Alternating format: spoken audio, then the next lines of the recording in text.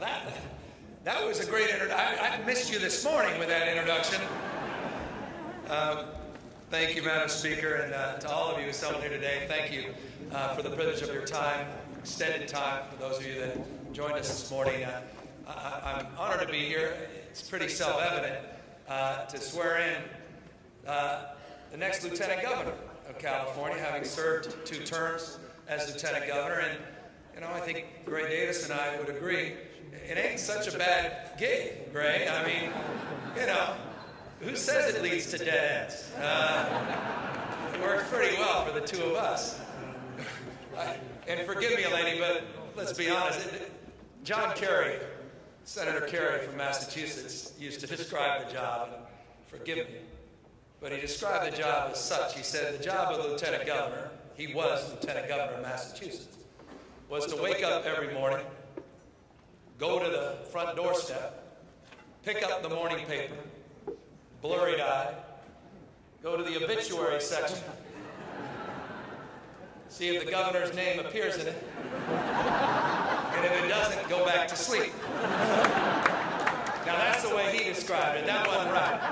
There's nothing right about that. Of course, I remember 8 years ago, Jerry Brown, when he commented about his family and his 90-plus-year-old aunt, he looked at me, 90 years old, and intentionally looking at me, I felt a chill down my spine. But this is a new day, new governor, a new lieutenant governor, and a different partnership. And I think it is important. I know for Gray this is probably the case, that you do have empathy at times, respect for that office, and you also see how it can be more robust, how it can be utilized in a more significant and meaningful way. But so often is the case, you have 2 people running independently, and they don't necessarily always see eye to eye, and yet I'm here for a reason, because that's about to change. I've known Eleni for years. We were just talking, she was reminding me of how long we've known each other and issues that became causes for each and one of us. And you know, she was out there encouraging me to jump in this governor's race before I ever thought she had any interest in an office like this. I remember sitting down with her when she called me and said, you know, I'm thinking of running for lieutenant governor. And a week later, she was in the lieutenant governor's office, already interviewing my staff. I'm not making that up. They were saying, we wish she was here, not you. But quite seriously, she had taken all these notes. She came back. She said, you know, what's this Economic Development Commission? Why hasn't it convened? How can we make it more real? What can we do about reopening our trade offices? We had shut them down. She said, we shut them down in 2004. It's time to reopen them.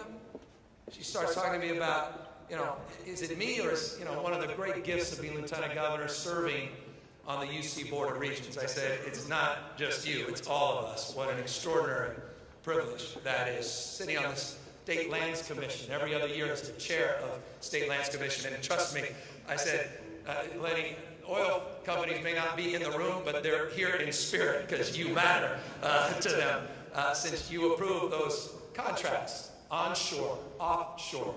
You care about issues of fracking. You care about issues of your coast. She'll serve on the Ocean Protection Council. So higher education, economic development, environmental stewardship. I don't know what more you want in a position. And yes, acting governor.